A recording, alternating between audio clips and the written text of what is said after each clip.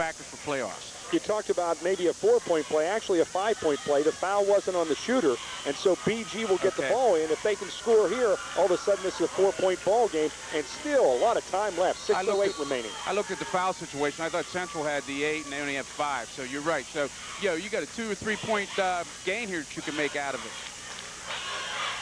Key thing is being patient. Don't force anything now, because everybody in the stands knows they're looking for Baker. Over to Baker. That's off. 18-footer misses.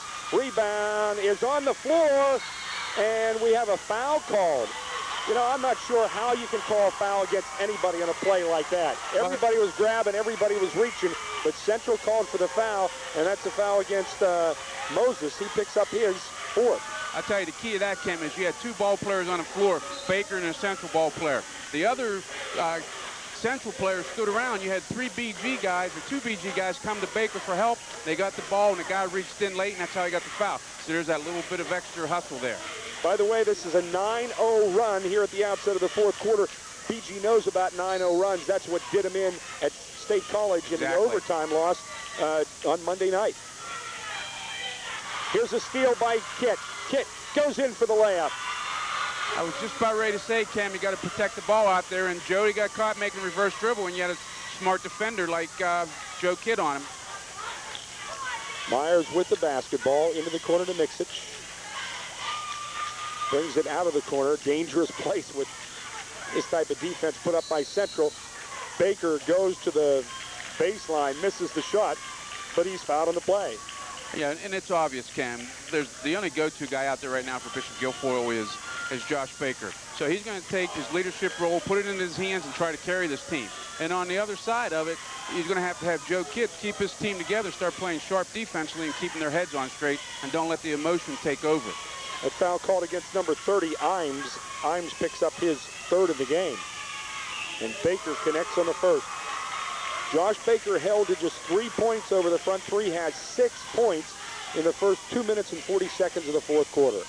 And what Guilfoyle can't afford to do here is start trading buckets, Cam. They got to put a defensive stop every possession. Baker hits them both. And that lead is cut back down to 6, 44-38. And before the ball is inbounded, we have a foul called against Gartman. Gartman a little hot about this call, and he is settled down. And again there, the final settler downer is Josh Baker. Right, and Gartman, he's a sophomore, very aggressive, very hard-nosed basketball player. And what Gartman has to do here, he has to learn to play defense with his feet, not his hands. You want the big guy to get the ball, because what Dave wants him to do is to get the big guy to get the ball and trap him, because he's not going to be anxious to get, to hold on to the ball. And the key on a press is not stealing the ball; it's making the guy make the mistake or the team make the mistake. That's where you benefit. Matt Imes at the line hits the first, and he will earn the bonus. They had missed their first 2 foul shots here in the 4th quarter play. They hit it here, and they're both good. I tell you what, Cam, 5:20 and counting left, an 8-point lead for Central. The team that plays the smartest here and the hardest and protects the ball is the team that's going to win this game. In 3-point range, shot misses, and a great steal, and going down is Williams after a collision. He gets back to his feet, and he gets called for a foul. And Williams says, wait a minute, what happened here? I get knocked over, and then I get to my feet and touch a player, and I get called for a foul. And if I was Brooks Williams, I'd probably be a little upset right now. You can see he's rubbing his mouth there a bit. Yeah, and what they have to do here is they got to watch. There's been a lot of gesturing after the calls by the officials, by the players on both teams, and they got to watch these players that they don't get a foul for, I guess you'd call unsportsmanlike conduct or showmanship here, because they can't show up the officials. So they got to watch it at this stage of the game. Myers, who scored 5 here in the second half, is in the bonus situation. He misses, and we have a foul over the back called against Gartman. So Gartman was on the outside looking in on that rebound, tried to come over the back and picks up the foul. That's his 4th in the game.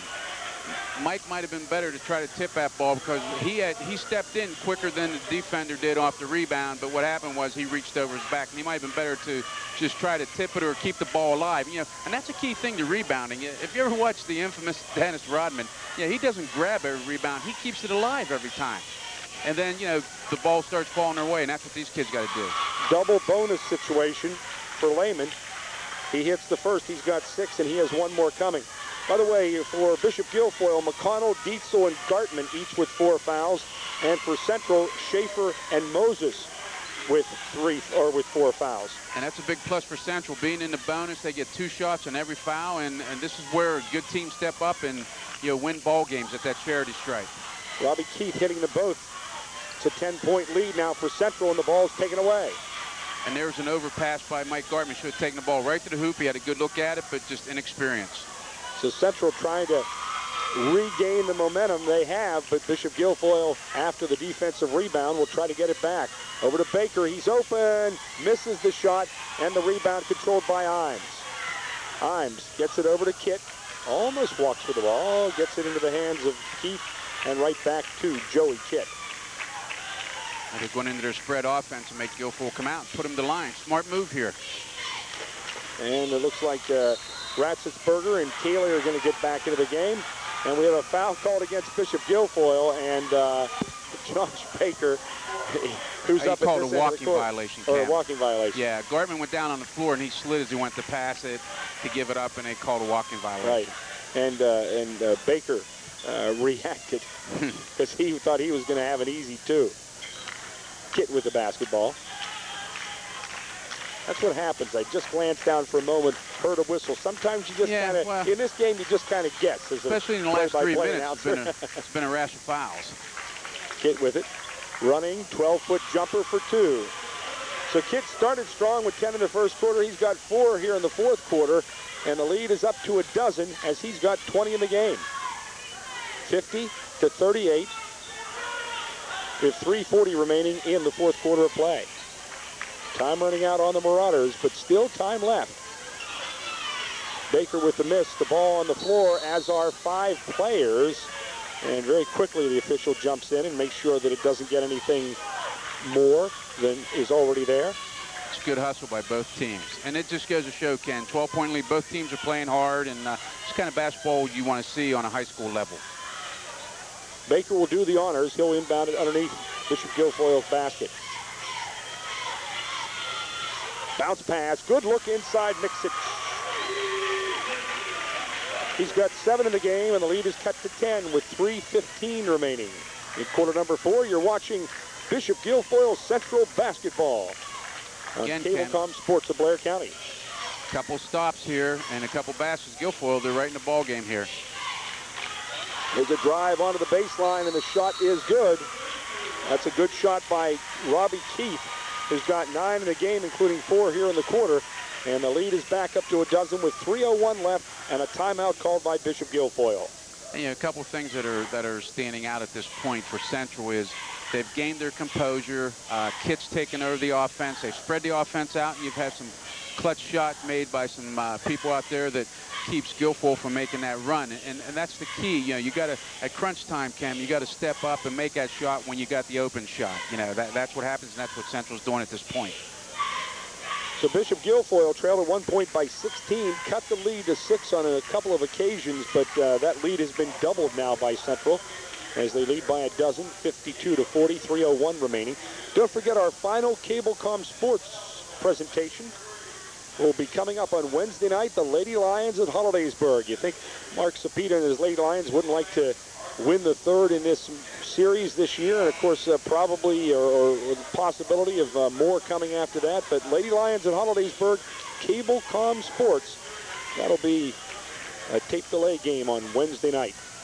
That's a race that's wide open. That Quad A girls, you've got some real good teams there. Altoona, Hollidaysburg, State College, like you said, is coming back. Johnstown, of course, they're AAA, aren't they? No, Johnstown's Quad A. They're Quad A. So, they're one of these teams that can sneak in on any given night, beat anybody. But you know what, though? Maybe Johnstown is AAA because, right, the 5 teams are the other 2 teams, I think, are Somerset and I forget the Indian Valley, in addition to State College. They're Quad A, I think, in the paper. So, I think they have the enrollment. Nice drive there on the baseline. Josh Baker doing it from the inside and the outside. And the lead is cut again to 10. A lot of time, Cam. Need a stop here, though. And good hustle there. Good hustle. See, this is what it's all about. I used to have a rule Yeah, you give your body to God, don't worry about it. He'll take care of it. So go on the floor and get the ball. So, but see, this is what you see. You'll see it on both sides here. Central end gives Bishop Guilfoyle. And that's what, as a coach, you love to see. Exactly. You don't have to have talent to go on the floor. That's one thing that's nice about it. You can't say you don't have talent to do that. You never want to see anybody quit. I'm sure that's whenever you have a spot for them somewhere on the bench there. Right. Here's a drive onto the baseline. A foul will be called against Bishop Guilfoyle, and stepping up to the line will be number 15, Brooks Williams. He'll be shooting 2. And this is a crucial point, Ken. You got 2-14. Guilfoyle's down 10. They were down as many as 16 points. They got it to 10. They got it down to 6, and then made a couple mistakes, and Central answered the bell, and now it's at the foul line. Central has to make these to keep the game intact here. Brooks Williams with 7 in the game, misses the first. Guess there's that jinx, huh?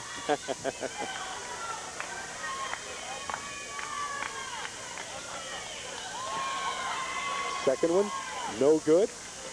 Guilfoyle with the rebound, looking to cut into this 10-point lead, but just over 2 minutes left. Baker now from the right side, the miss.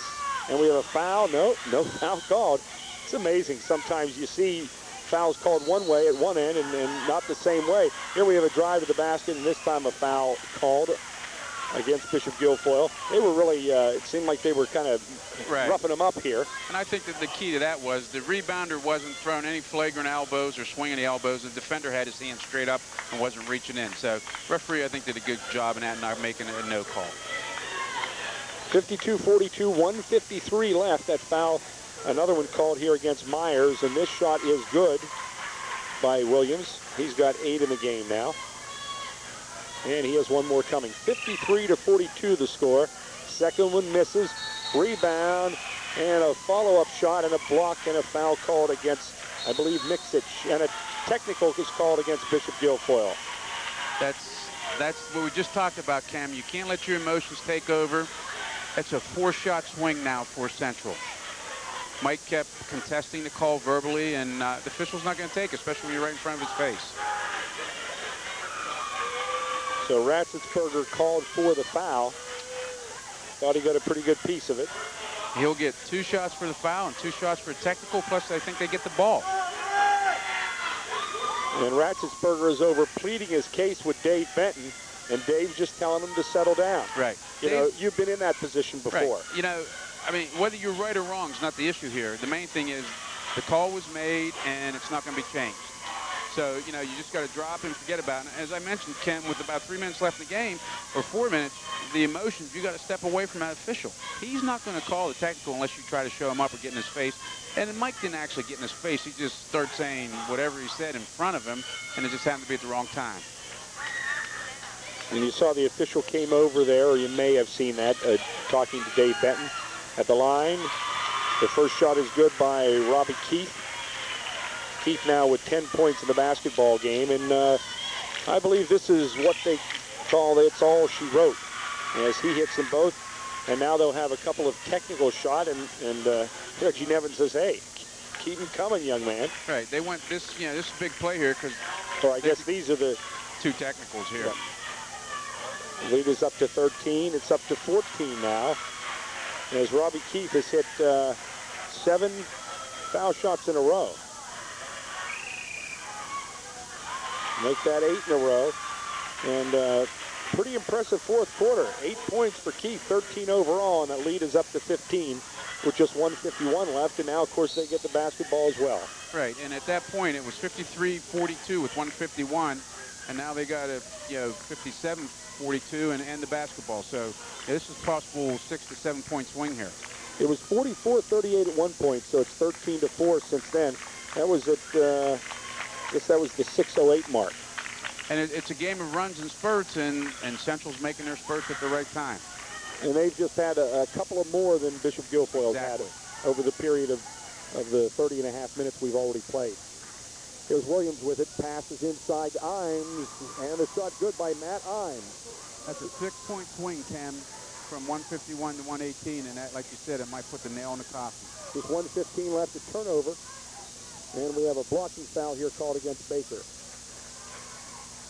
And Baker's not going to argue with that. He picks up his second foul in the game.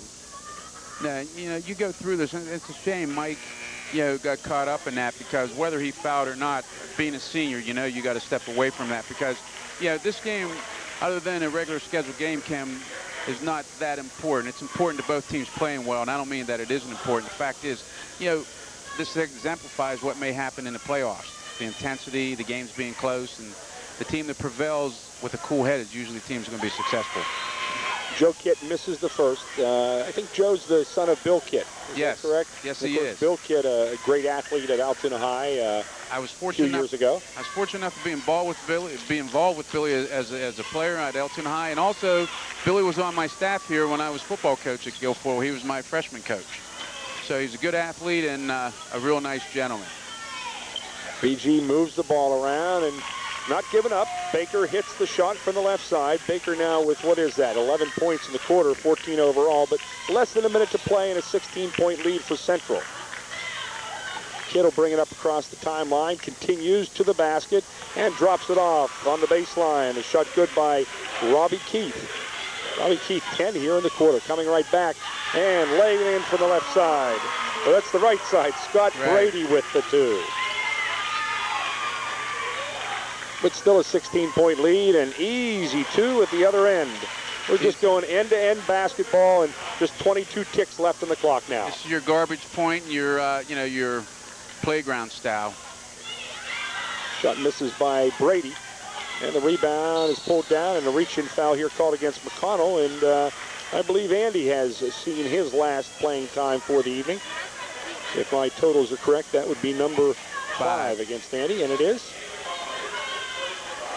He'll foul out with 13.2 seconds left. Yeah, and I think a couple things here, Cam, that Dave, you know, is worried about as a coach is the fact that the inconsistent play. You know, Guilfoyle started out fairly well in the first part of the first quarter. Joey Kitt got hot, and the game, you know, changed complexion there. And then all of a sudden, you know, they ran into a cold spell, and they couldn't hit the open shot. And that was the spurt where Central really took over and dominated the game. When they made that run, Guilfoyle had one last run in him, and they ran out of gas early in that run. And Reggie Nevins pulls his starters out of the game with 13.2 seconds left. At the line is number 20, Jeremy Ebersol. Ebersol hits the first. Bishop Guilfoyle all night has gone to the foul line, what it looks like 7 times. Because of the situation, Central's gone to the foul line about 7 times in the last minute of play. Yeah. Ebersol hits them both, coming right back. A shot is long, and the rebound controlled by Central with just 5 seconds left, and they throw the ball off the foot of Baker out of bounds. Baker, kind of in frustration, says, I'm not sure what he said, but I'm sure. I'm sure Josh had a line. Just 3.1 seconds left. BG playing full court man-to-man right up to the last moment. Pass goes inside, a shot at the buzzer is no good. And that ends it off. The final score really isn't a good indicator of how close this game was for most of the night. But it is, without question, a big victory for Central. They keep on winning. The final score, Central 66, Bishop Guilfoyle 46. We'll be back with a final wrap of tonight's game on Cablecom Sports after these messages.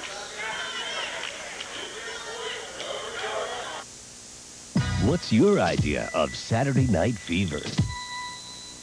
Well, if you had multi-channel HBO, you'd always have 3 great choices every Saturday night. You could go for suspense, a family movie, or maybe a drama. It's your choice. Whatever you're looking for, when you sit down to watch, chances are you'll find it on multi-channel HBO. 3 great channels, 3 great choices. Every Saturday night, choose your HBO. Thank you for calling Sam Satellite City. I've got some questions about that direct satellite system that I just bought. Yes, ma'am. Why can't I get all my favorite channels like I used to get with cable? To receive all the same channel combinations which are currently available on your cable system, you'll probably have to subscribe to more than one programming supplier. Will that cost more than cable? It just might. You didn't tell me that. You didn't ask. And why can't I get my local stations anymore? To get local programming, you'll also need a regular antenna. A regular antenna? We have an excellent selection of regular antennas. I want my cable back.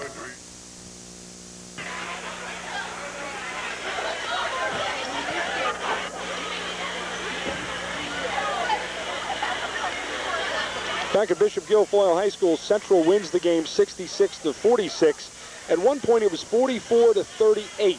Bishop Guilfoyle trailed by just 6 points with about 6 minutes left in the game. But Central started spreading that lead, and then BG got in a situation where they were rushing things, and when they didn't score, they had to foul.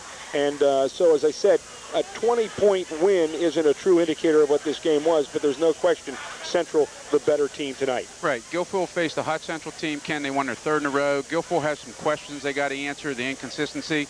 But you got to give credit to Central. They come out, they played hard, they answered the run. Good teams will do that down the stretch, and they finished when they had to. Guilfoyle, on the other hand, got a cold shooting hand. They couldn't finish when they had the opportunity, and the game got out of hand real early. But Guilfoyle never quit. As you said, they came back. So, you know, they still got that spirit, they still got that trait, but they got to answer some questions now as start finishing things and get ready for the playoffs. Central goes up to 18-4 on the season with its victory tonight against Bishop Guilfoyle. Unofficially, Joey Kitt leads the way with 21 points. 17 points in the basketball game for Robbie Keith. Of those 17, 12 of them in the fourth quarter. Also in double figures, 12 points for Matt Imes. As far as Bishop Guilfoyle, they had one player in double figures, and that was Josh Baker. He ends up with 14, 11 of those points coming in the fourth quarter. So BG now drops to 12-10. Of course, the inconsistency is the concern of Dave Benton. They are seeded number 5th in the single-A boys playoffs. Their first playoff game will be on the 19th of February. They'll take on Blacklick Valley at Central Cambria High School. And as far as Central, who's seeded number 2 in AAA boys action, they will take on the winner of the Phillipsburg-Penn Cambria game. That will be at Hollidaysburg Junior High the following night on February 20th. So all in all, a good performance tonight for the Central Scarlet Dragons. They continue to win, and BG a couple of losses here in a row, and they want to get back on the winning track before the playoffs begin. Right, and they have one more game to do that, and they got some time to get ready. And you know what? When the season ends, the new season starts. Anything can happen. So they got to keep the right frame of mind. I think as a coach, you tell your players you're not happy that you lost. Just remember how you lost, and that means what you didn't do and what you're capable of doing. Okay, Tony, thanks for joining me tonight. I appreciate it. Had a good time tonight. We hope you folks enjoyed the broadcast tonight on Cablecom Sports. Once again, our final score, it was Central 66, Bishop Guilfoyle 46. A reminder coming up Wednesday night, the final Cablecom Sports presentation of the year. We'll have the Altoona Lady Lions at Hollidaysburg to take on the Lady Tigers. That game coming up on Wednesday night on tape delay on Channel 11. Again, the final score, Central 66, Bishop Guilfoyle 46. Along with Tony Lepore, I'm Ken Mayer on Cablecom Sports. Good night.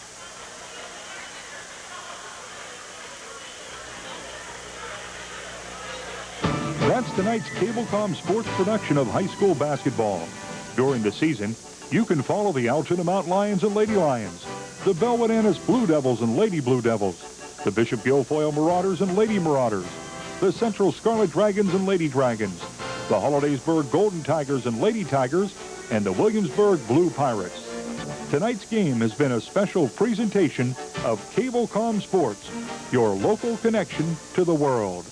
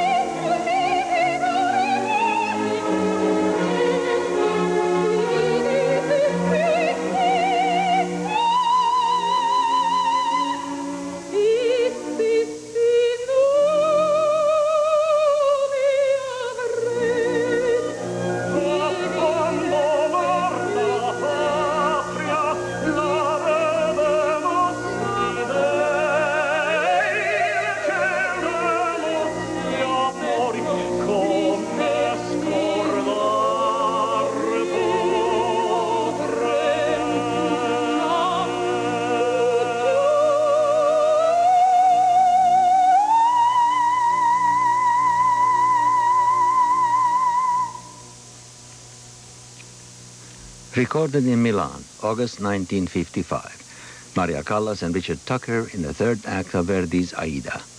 They sang a Tosca together at the Met in 1964, but theirs was a